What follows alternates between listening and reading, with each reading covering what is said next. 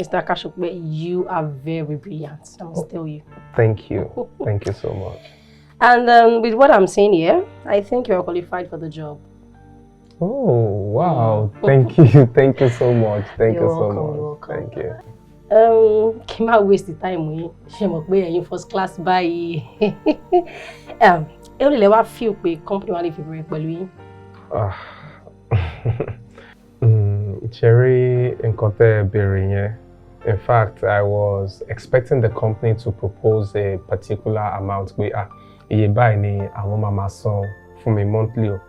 But since that béèrè question yẹn lọ́wọ́ mi, you know, just like you said, pé first class BS in accounting, Lagos State University.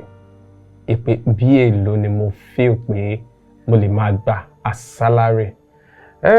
It's not bad. Tẹ́ bá lè bẹ̀rẹ̀ pẹ̀lú mi pẹ̀lú 1.5 at least.